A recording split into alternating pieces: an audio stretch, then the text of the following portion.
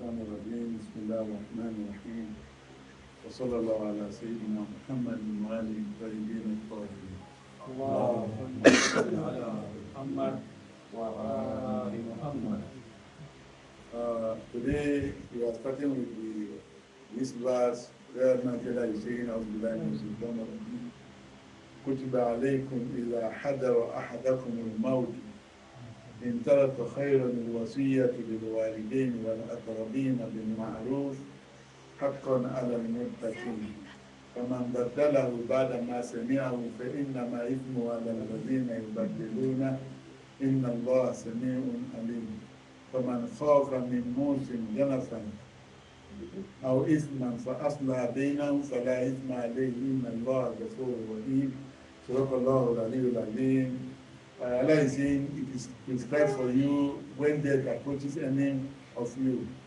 If he leaves behind wealth, then he bequeath it to parents and near relatives in accordance with what is acceptable. The duty incumbent upon the righteous, but whoever alerts it after hearing it, the sin is only upon those whoever alters it after hearing it, the sin is only upon those who alter it. Indeed, Allah is hearing and knowing. But whoever fears from a testator some deviations or sin and makes peace between them, there's no sin upon him. Indeed, Allah is forgiving and merciful. In this particular verse, Allah subhanahu wa ta'ala wanted to tell us what a human being should do before he died. And he's saying, he made mention of will here, to write a will. He said, Kutiba alaykum. We said it last time that the word Kutiba alaykum, if I'm not mistaken, appears in 3 verses. First of all, the one that we are through with, Kutiba alaykum kisosu fil qatl. Here he's saying again, Kutiba alaykum idha hadara ahadakum al-maut. And in other verse which speaks about fasting. Ya ayyuhalladhina amanu kutiba alaykumus as-siyam. If I'm not mistaken, these are 3 verses where Almighty Allah used the word kutiba. And we said it last time that whenever kutiba comes, most of the time that shows it's obligatory, it's mandatory. It's mandatory. You underline most of the time. And this particular verse here, where Almighty Allah used kutiba, there are a lot of discussions about this verse, whether kutiba here is mandatory or not mandatory. What is discussing is will. Will is very important in Islam. So he said, Allah is saying, "Idha hadara ahadakumul maut." We can see if death approaches any one of you. At times, one may know that he's about to die. He has seen all the signs of death in him.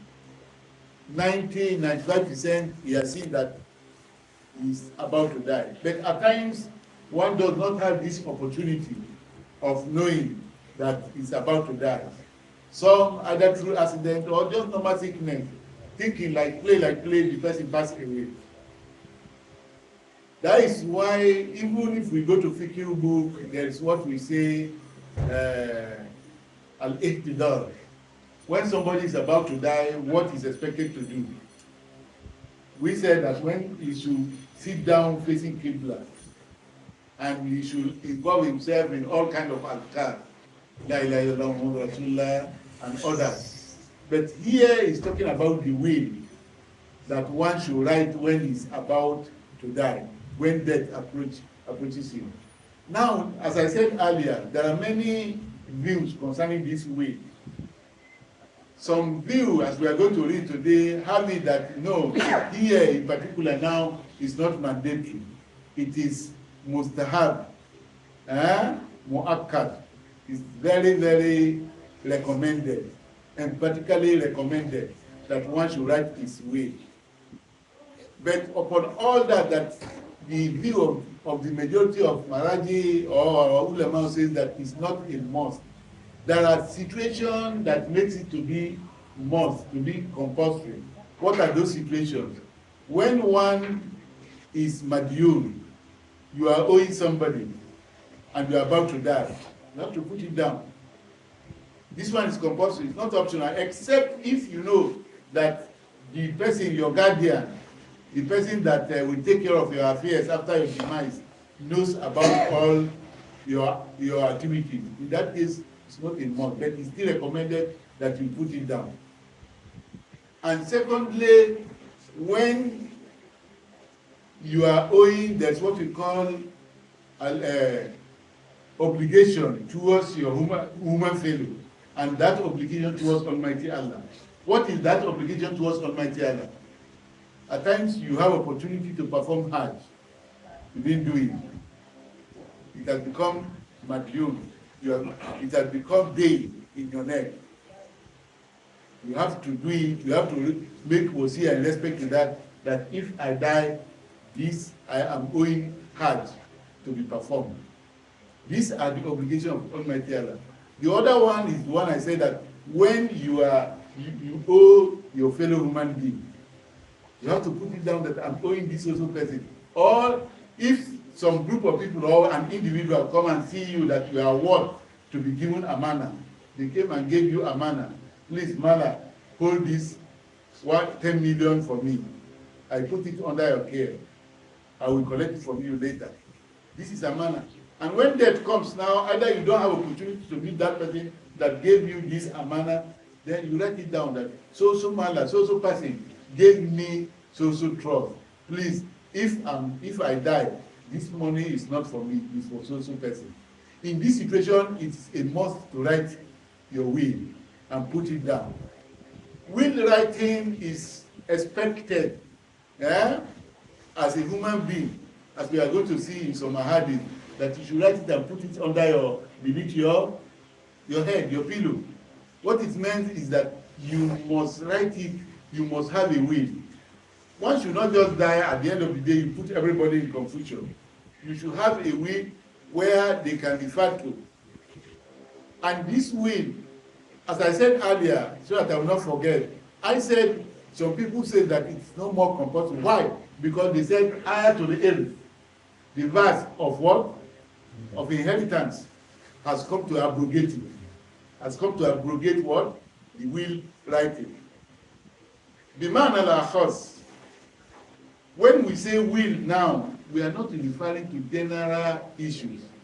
We are referring to those, that 1/3 of the money that a demise has right over. That 1/3 is for the demise. Therefore, in this one that is compulsory, the wajib you are owing towards Allah should be taken from that 1/3. The one you are owing some other people should be taken from me. Therefore, in this case, will writing, even if we say it's not compulsory, as we said, it is mustahab, it is recommended, and particularly recommended, then we should know that there are situations that makes it to be what? To be compulsory. When you are owing people, when some people put a manna in your hand, it is compulsory to write a will, except if you are sure that your guardian, the person that will take care of your affairs, the person that will execute your will, have the knowledge of all these things. There are some points I need to make very clear before we even read. At times, for example, may Allah continue to protect us from all kinds of vices. At times, one, as a you either before you become a Muslim or even after you are a Muslim, you fall a victim. You impregnated what? A lady. And that lady has an issue for you. We all know Islamically that child is what we call what? Illegitimate. And any illegitimate child does not have right to inherit in whatever you left. But you should try not to oppress that child, because that child is a victim of what?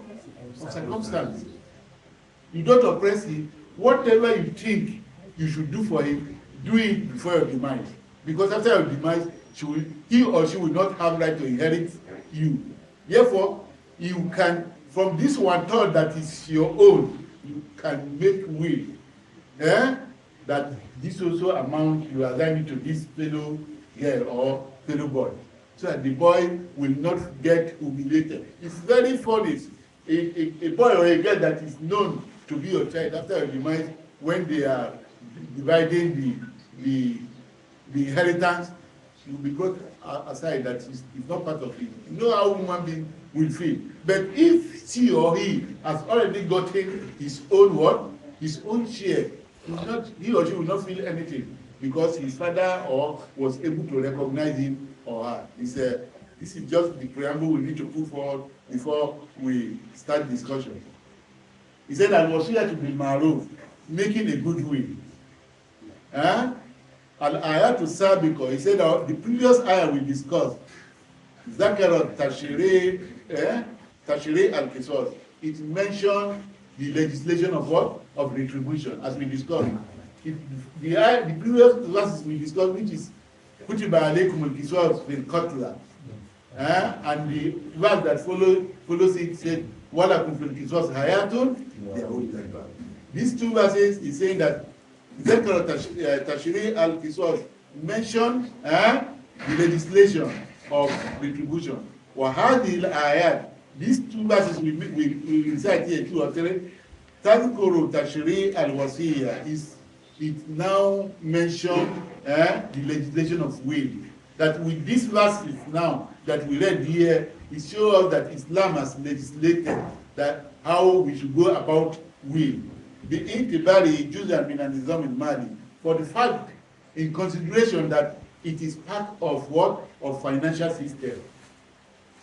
That is why those who knows what they are doing, apart from they used to do what? Have a standby lawyer. This lawyer will make sure that officially everything is done when the man is alive. The man may not put the trust in other people. He will just call his lawyer, please, I put this in your care. Whenever I pass away, come to my family and read this will. This will we are talking about, you don't need to wait until, as I said earlier, until when death comes, because you don't know when you are dying. Death can come at any time. You can write it at any time, but it doesn't stop you from what? Updating it. You can update it after 2-3 years, or even if anything you write today, something happened next 3 weeks, and you see the essence of changing some of it, you are free to do it. Yeah. He said, as we said before, he mentioned, this verse was mentioned in a way of hukumul ilzami, mandatory law. It is mentioned here, kutiba alaykum, as we said, that whenever kutiba comes, it is just like it is mandatory. You are ordained to do it. Kutiba alaykum is hadara ahdakum mawtu. He said, it has been ordained for you when death approaches any one of you. In tarata khayran al-wasiyatu, if he lives, if he bequeath what? Khayr, good. Here now, he does not mention what? Wealth, one. Khayr, he meant here is good. If that person bequeath what? Goodwill, lil walidain, for the parents, that is father and mother, wal aqrabin, and his near kinsfolk, his near relatives, the maruf, in a good way. Thumma tudiful ayah, in addition to that, this ayah added something, and hadhihi al-wasiyya kutibat haqqan ala al-muttaqin, that is, it is what? Right of all muttaqin, all those who fear Almighty Allah, that they must write, they must have will. You must, it's good. So that you don't put people in ambiguous situation when you left. Right? Why do we say that some people have believed that this ayah has been abrogated? Because with inheritance, the ayah of Irith has spelled out how the wealth of the deceased should be shared. That is why strictly is talking about the will most of the time. When he talks about will, the fiqh book is talking about the issue of what? Of 1/3. That charity, either you should use it for charity work or it should be for philanthropist work and others. Zakarna and Tadir Kutiba Alaykum. He said we made mention before that this expression, Kutiba Alaykum, it has been ordained for you. Yadul ala wujub. He said it shows what? That it is compulsory. من هنا كان هذا التعبير وقع بعض لدى المفسرين. He said from here now, this تعبير, this expression we are talking about is subject to discussion among what? Among the mufassirun, among the Quranic commentators. وَلَمْ فِيهَا أَقْوَالٌ مُخْتَلِفَةٌ. They have different views about it. That is one good thing about what? About Islam. And if you want to be authoritative and have view, you have to read until you get to the stage of what? Of what? Ijtihad. We should say it. We don't need to fear. Until you get to the stage of Ijtihad. I and you up to today, we are the Muqallid. You see, in fiqh book, very unfortunately, most of us we used to fail to sit down whenever lesson on fiqh is discussed. I always mention it and continue to repeat it. A Muslim, a Mukallaf, must find himself in one of the three. Either you are a Mujtahid, or you are a Muhtab, or you are a what? Muqallid. In as far as you are not a Mujtahid and you don't see yourself to be Muhtab, you are a Muqallid. You have to look, you have to sit down and listen to dictates of the marriage you are following. That is why issue of taqlid is very, very important and essential. One cannot be a Shia when you are asked, whom are you being taqlid to? You say you don't know. You are subjecting to the whole religion you are practicing, you are subjecting it to problem. As we already in fiqh book, whenever you come to discover that most of your actions, even after 20, 30 years, does not go in accordance with the mantra you are being taqlid to, then you have to repeat them. You know what it is to repeat Salah of 20 years? Zubair announced me that we have just managed it. When it is time, at times we feel ready to go and pray. Now you are asked to repeat namaz of 20, 30 years. Therefore, one must get to a stage of mujtahid, you are an authority, or muhtab. Muhtab is someone that is not more a muqallid. It's not more imitative, but he has not become a marja. He can read and deduct for himself. I hope you understand. Therefore, either that or thirdly, you do your own is just to go to Mala. Mala, what is the law of Islam concerning khamr? Concerning drinking of alcohol? Mala will just tell you haram. Go. You don't need wahala. You don't need to have the whole ayah why it is haram, why not haram. It doesn't concern me. I'm a Muqallid. Mala has told me, my Mujtahid has told me it is haram. It is haram. It is only when you come to tell me what is the deal, I will refer you to my Mala. Go to Mala and ask Mala. Mala will tell you why it is haram. Yes. Then, as I said, they have many sayings concerning this kutiba alaykum. Number one, جاء في الآية الكريمة بشأن كتابة الوصية كونها حقا على المتقين. As this ayah mentioned, he said حقا على المتقين. He said this noble verse, mentioned in this noble verse, when he's talking about wasiya, about writing will. Min huna, here, فإنها مستحبة. According to some ulama, they said here it is mustahab. It's the verbal mu'akkada. It is emphatically recommended that one should write his will. That is not obligatory. We have said it. There are situations that makes it what? Obligatory. وَلَوْ كَانَتْ وَاجِبًا. What is the delil of this person that has view? He said, had it been it is compulsory that one must write his will, he will not use the word haqqan ala al-muttaqin. He will use the word haqqan ala al-mu'minin. Because muttaqin is specifically for some people. It is stage of iman. But mu'minin, if it is for everybody, then Allah could have used the word haqqan ala al-mu'minin. Now, this is first view. Second view, in hadhihi al-ayah, nuzilat qabla nuzul ahkam al-irth, as I said earlier. They said that this ayah was revealed before the ayah to irth, the ayah of inheritance, the verse of the inheritance before the revelation.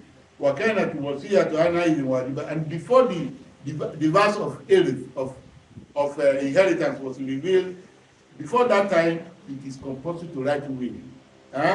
Kay layaka nizar, so that there will be no dispute bain al-waratha among the inheritors. There will be no dispute. ثم نسخ هذا الوجوب بعد نزول آيات الإرث. Then after that, this obligation was abrogated after the revelation of the ayah of what? Of Irith. The verse of what? Of inheritance. وَأَصْبَحَ حُكْمًا إِسْتِحْبَابِيًّا. Then from that upward, the verse that discussing about will becomes what? Becomes mustahab, recommended.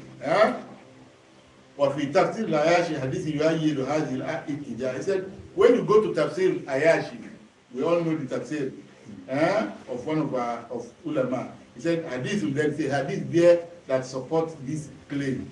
He's saying. Then the third one, يُهْتَمَلُ أَيْضًا أَنْ يَكُونَ حديث الآية عن موارد الضرورة والحاجة. As I said, mentioned earlier. It is possible also أن يكون حديث that this ayah that we are discussing about is about ضرورة, when there is necessity. والحاجة, and when there is necessity and there is need for it. As I said, what is that? A, هنا يكون الإنسان مدينا, when somebody is indebted to another person and you are about to die, you have not paid the debt, then you have to write it down in your will. I'm owing this also person 1 million naira, 500,000 naira, so that they will know how it happened, or there is on his neck there are rights of others, either right of Allah or right of another human being. Then وَالْوَصِيَّةُ وَاجِبَةٌ. He said in this case, wasiya, will is compulsory fi hadhihi al-halat. In this type of situation, writing will is not mustahab, it is compulsory. You have to indicate in your will that you are owing somebody. If I die today, whatever I left, that person should be what? Should be paid. Or somebody gave you a manor trust of 5-10 million. One day somebody was asking me, nowadays, is it easy for, if somebody comes to you, he said, Beni wa Beinaka. Beni wa Beinaka. Between me and you, I'm leaving this 100 million. Please keep it from me, keep it in your account. Whenever I need it, I will let you know. I'm very unfortunate, after 1 hour, 2 hours, the man died. And nobody knows about this money except what? The deceased. Nobody knows about the money except what? The deceased. Then how many of us have iman to go to the family of that person and say, no, this man left money for me in my care. And that money is not mine, it is his. Yeah? These are areas where we can be tested by Almighty Allah at times. وَالْوَصِيَّةُ وَاجِبَةٌ فِي هَذِهِ الْحَالَةِ. As I said, wasiya, writing will in this case is compulsory.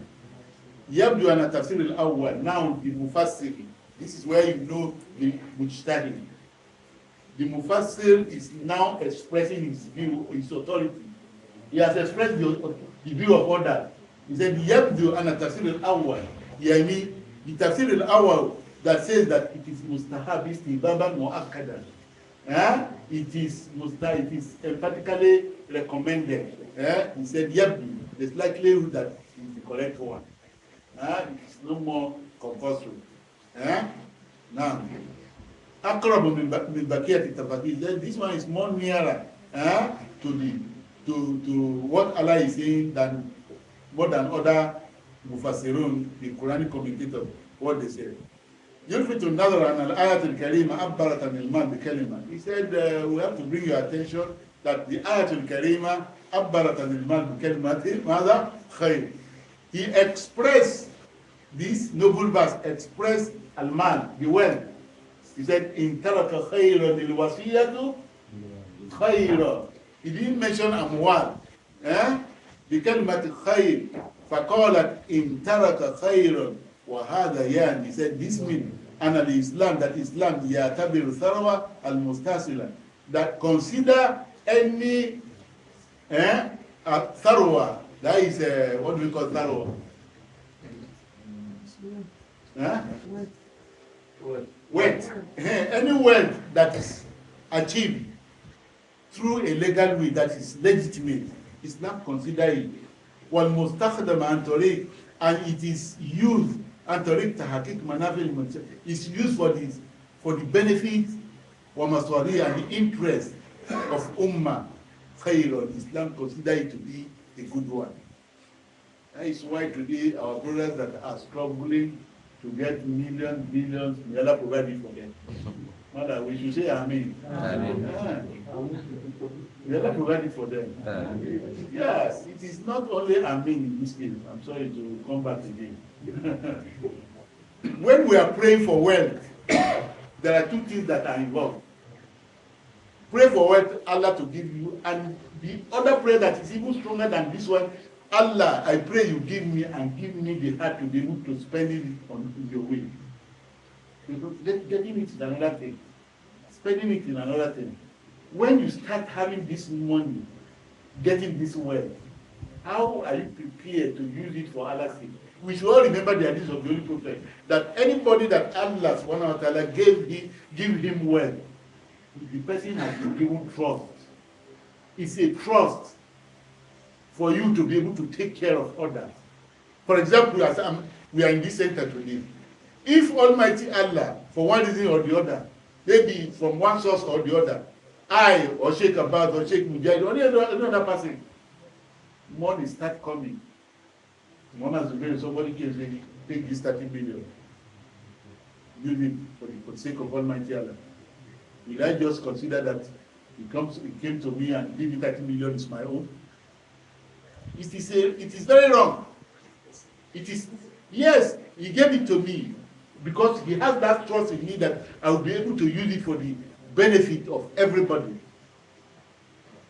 Therefore, praying for wealth alone is not okay. You have to pray for the mind. I am forced to bring this here. We thank Almighty Allah. May Allah continue to help and make them stronger, all those who are sustaining this center. There are people sustaining it. That is a fact. If you want to bring the history of how we are coming, Sheikh Abbas is here, he knows all the history. It is not when you have, this thing is very important, it is not when you have, you start saying that I will do. No, the little one you are having, how are you sacrificing it to a certain level? I'm not saying you should take it all so that even your family will not have anything to eat. When we were just returned from Iran and we want to start something, Malam Awal Ibrahim, may Allah continue to strengthen him. What work? He just served then. I remember vividly, he just served in this petroleum trust fund initiative. He will come to us, how do we start program here? That time, not because he had. Well, like the first place we went, that in Jabi, we have to even give some smaller, he sacrificed and brought it. Said, let us use it, whatever it can do. And up to today, he and his types here, we have many of them, he and his types, they are still doing that sacrifice because they have resolved in their mind that whatever Almighty Allah gave them, they are going to use it for the sake of what? Almighty Allah.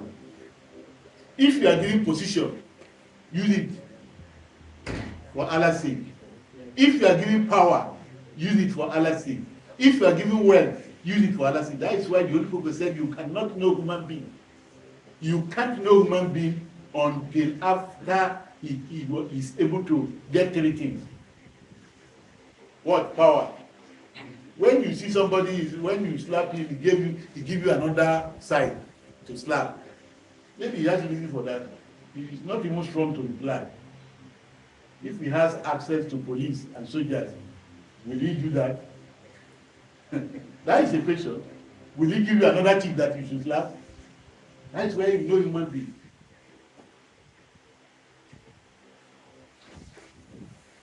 It is not money that makes somebody to be bad. They say after he got money, that was when he became very reckless. No, money only came to expose whom he is.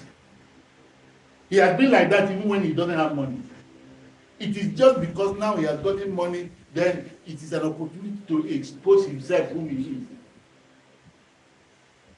Therefore, here he's telling us that Having money is good if you use it for the sake, for the interest and the benefit of the ummah. And why وَيَرْفُضُ النَّظَرَاتِ الْخَاطِئَةِ, he said it will refute this erroneous perception التي ترى ثروة شرا ذاتيا, that sees that wealth is inherently a bad thing. There was never a time when money we are seeing has never been bad. It is we that we use it, makes it to what? To be bad. If you have 100 million today, you use for yourself, your family, and use for the Islam, everybody will what? Will praise you for doing good. But if you decide to use it opposite, then it's your problem. It's not anybody's problem.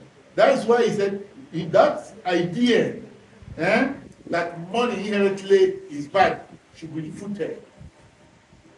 وَيَرُدُّ عَلَى أُولَٰئِكَ الْمُتَظَاهِرِينَ بِالظُّلْمِ. He said Islam rejected those fake and feigned people that outwardly show that they are what? They are what? They are being zuhud. Exactly, Imam Ali alayhi salam has access to everything. I always mention and I continue to say that all the imams we have, they are poor not because they don't have access to money. 1/5 of the Sadat in the homes is okay to make them billionaires. Say that Almighty Allah has taken today as a shaheed. See the kind of life he lives. He lives normal life. I can remember there was a time one of his eyeglass, this one removed, he's only using one. He was asked, he said, inshallah, whenever he gets money, he will change it. This is a marja that has hundreds of billions of dollars. It's what? In his office. But he knows that it is not for him. It is for the ummah. It is for those that are entitled to it. Therefore, if we have opportunity to be in a position, we have to see how we carry along our followers. You cannot be a leader and one your follower, you see him dying, you see him, he needs help at this particular time, you just intend not to see him. What makes you a leader? What makes you a leader then? A leader must carry his followers along. We have seen Rasulullah sallallahu alayhi wa sallam, we have seen how he went out to look for food for Imam Ali. He went out to look for food. But Fatima alayhi salam, that day, he told Imam Ali, we don't have anything. When Imam Ali asked her, what are we going to do? He said, we don't have anything. But after Imam Ali went to look for money, he got 2 dirham, according to the wire. On his returning back home, he met with one of his Sahaba, that I forgot him. Sheikh, Salaam alaikum. He just hold his hand. Said, are you good? His Sahaba said, I'm good. Imam Ali said, no, you are not good. He said, it's not how we used to shake. A moment is expected when you shake your brother. I'm not saying you should press it. Do it warmly. He said, this is not how we used to shake. What is happening? Then the Sahaba told Imam Ali that Gaskiya, now it's coming to Gaskiya. Say Gaskiya, we don't have anything at home. We don't have anything at home? Yes. Then Imam Ali took that, gave it to him. How many of us have this iman? I'm not saying we must have it too, because I didn't mean we have that iman. Past Imam Ali, Imam Ali will not be Imam, we will be Imam. But we have to try to do our best to see that our followers will carry them along. Any money, any chance, anything that comes to your hand as a leader, extend it to your own followers. When they are in critical situation, when they are in need, extend it to them, carry them along. Because the money is not yours. It just come through you. That's why he's saying that those who are feigning in the name of Zuhud, Al-Qa'ilan and Zuhd Musawi al-Fakr. They say that Zuhd is the same as what? As Fakr. It's just like Fakr. Musabibina bidhalika al-rukud al-mujtamil. He said, what this they are saying alone has caused what? Has caused in the Islamic Ummah, it has caused economic stagnation. Muslims are being described as what? As the most poorest people. It shouldn't be like that. It shouldn't be. And it's because of this afkar, thought here, erroneous perception they have about Islam, they have about wealth. Use your wealth for the sake of Almighty Allah. If you are able to have, that is what Allah wants. He said, because of this, it has led them to this, through this their isolation stand, that you should divorce yourself from wealth. It paved way, this their stand has paved way for the greedy individuals to exploit Muslim community. Sufi, you don't want. There's one brother, he's a Sheikh. He used to say that, at times I laugh, he used to say that, you brothers, you can be, please continue your jihad. We are looking for money. And the money he said he's looking for, whenever he comes, brothers will not taste it. What is the essence of that money? He will corner it himself. It's for him. Therefore, we should not. That is why an alim, a small mistake from an alim can cause a lot of havoc. When an alim say, Allah does not need money, I don't need money to do my religion. I don't need money. You are sending signal to your follower. There are a lot of things to be said. During the time of the Holy Prophet Muhammad ﷺ, there are people who station themselves in the mosque. Their own is to do zikr, pray nawafil, do all kinds of prayers. And there are some people who go out to look for wealth. One time somebody came and said, we are looking for wealth, Ya Rasulullah. Do you think we will have reward like those ones in the mosque? The reward they are having. Rasulullah told him that your own reward is more than even those ones that are sitting in the mosque. He said, without you bringing food, can they stay in the mosque? Without their support, can they stay in the mosque? That is just the reality. Therefore, we should, at any time in our life, we should not allow our afkar to put people in calamities. Because with this kind of thinking that Islam does not like wealth, makes some people not to care about wealth. Somebody you are condemning. We are not saying you should go and look for money through any illegitimate way. No. Islam is going to say it, even if we cannot say it today. Islam tells us the legal way of getting money. Yeah. So it's time. Therefore, inshallah, we are going to stop here. By God's grace, we are going to continue. May Allah continue to guide us. Whatever He gives us, whether position or wealth or power, the Almighty Allah make us to use it for His own sake. May we not transgress the limit of Almighty Allah with whatever He gives us. And the most important thing is that we should always humble ourselves, irrespective of whatever position we are. To humble ourselves. When somebody comes, Sheikh, come to me, he wants to talk to me, or want to talk to Hajj Suleiman, Hajj Suleiman should be able to listen attentively. Listen to him. It's not the must you solve his problem if you don't have. But listen to him. Let him, because by mere listening to him, you have solved his problem halfway. But when you reject him, say, I don't man, stand up, I don't have money. You know humiliation you need. To go and beg first is humiliation. Except those who have made begging as profession.